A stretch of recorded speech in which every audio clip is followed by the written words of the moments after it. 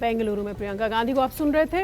इधर सोमवार को पटना में, बिहार में बीजेपी के ऑफिस में एक अजीब सा माहौल बन गया। केंद्रीय मंत्री अश्विनी चौबे पत्रकारों से बात कर रहे थे और बात करते करते रो पड़े। अश्विनी चौबे के आंसुओं से प्रेस कॉन्फ्रेंस के दौरान अजीब सा माहौल हो गया। केंद्रीय मंत्री ने खुद ही अपने रोने की वजह बताई। ये रिपोर्ट देखिए।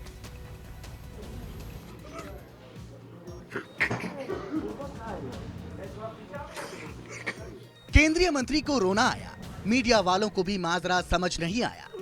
प्रेस कॉन्फ्रेंस के दौरान अचानक फपक पड़े मंत्री महोदय। किसान बोल जाएगा। फूट फूट कर रोने लगे अश्विनी चौबे।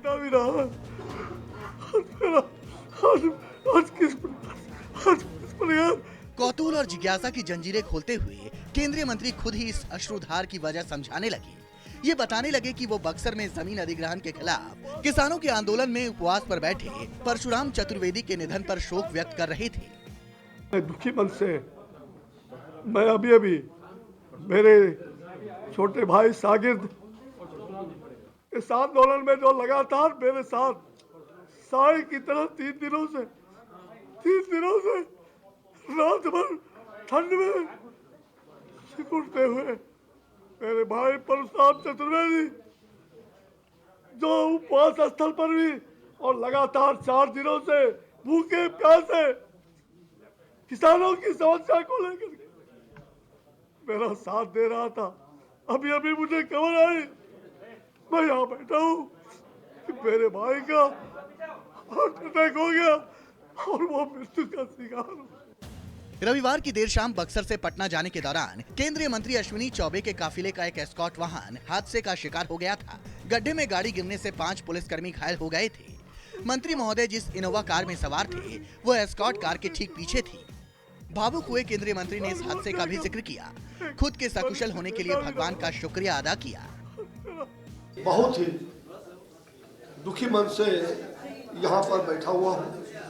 मैं इसलिए ये कह रहा हूँ कि कल आप लोगों ने देखा, लगातार आप कई दिनों से बक्सर की जोशा की समस्याओं को आप देख रहे हैं।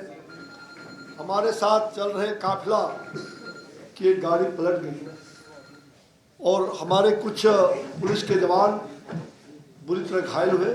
देर रात 3 बजे तक उसको डुमरांव और बक्सर हॉस्पिटल में किसी प्रकार से उठा के बचाने का काम किया। हालांकि जल्द ही भावुकता खत्म हो गई, आंखों से आंसू काफुर हो गए। चौबे जी नीतीश सरकार पर हमलावर हो उठे, अपनी हत्या की साजिश के इल्जाम भी लगा बैठे। जिस प्रकार से चौसा बक्सर में लगातार हिंसा हुई, मैं उसके विरुद्ध 24 घंटे के मौन उपवास पर बैठा हुआ था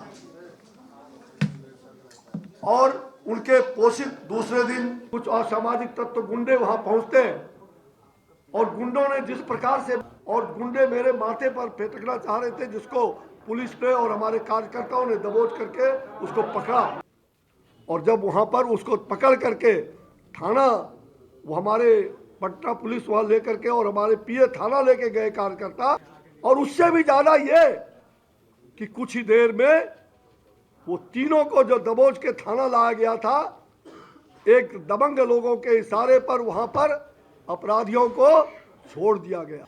बीजेपी रामचरितमानस को लेकर विवादित बयान देने वाले बिहार के शिक्षा मंत्री चंद्रशेखर को बर्खास्त करने की मांग कर रही है और इसको लेकर आरजेडी और जेडीयू के बीच भी मतभेद पैदा हो गए हैं।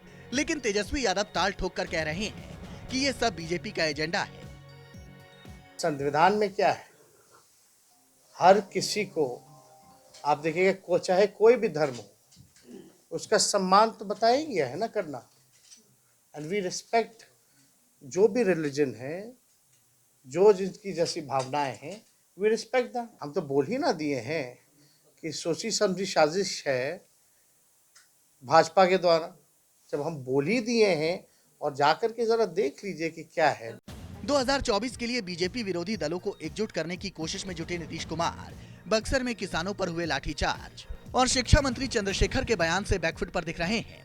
बीजेपी का इल्जाम है कि नीतीश कुमार तेजस्वी के इशारे पर आरजेडी का एजेंडा लागू कर रहे हैं, कुर्सी बचाने के लिए बिहार में जंगल राज की वापसी कर रहे हैं। सौरभ कुमार, पटना, न्यूज़ 24।